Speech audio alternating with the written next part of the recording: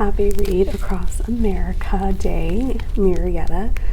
It is Ashley at the Marietta Public Library, and today we're going to read to you The Year We Learned to Fly by Jacqueline Woodson.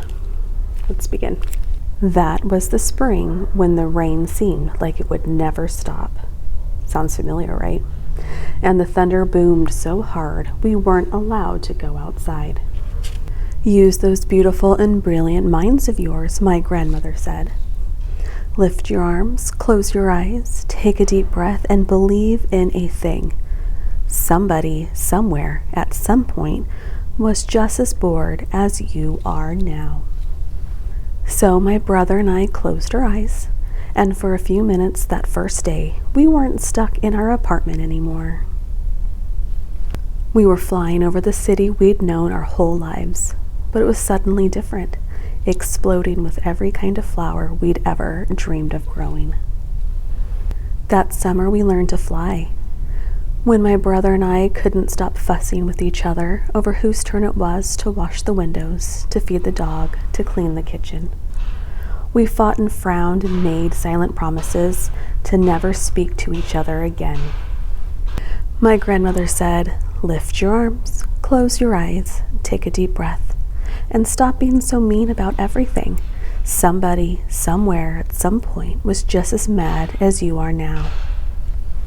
So we did.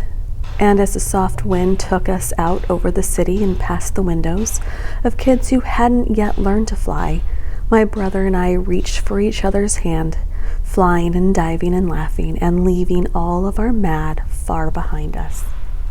That was the autumn our rooms felt too big and lonely, with only us in them and the darkness coming on so fast. But while we hugged ourselves against the too quiet of it all, we remembered that we didn't have to be stuck anywhere anymore. My grandmother had learned to fly from the people who came before. They were aunts and uncles and cousins who were brought here on a huge ship, their wrists and ankles cuffed in iron. But my grandmother said, "Nobody can ever cuff your beautiful and brilliant mind." So our people learned to fly, she said. They dreamed a thing and made it happen, closed their eyes and flew away home. Lift your arms, my grandmother said. Close your eyes and remember somebody, somewhere, at some point had to figure out they could fly. That was the winter we moved away from the building and the block and the friends we'd always known, to a street where the kids looked at us funny and didn't even answer when we asked them if they wanted to play. "It's okay," I said to my brother. Somebody, somewhere, at some point, had to figure out they were ready for any new thing coming their way.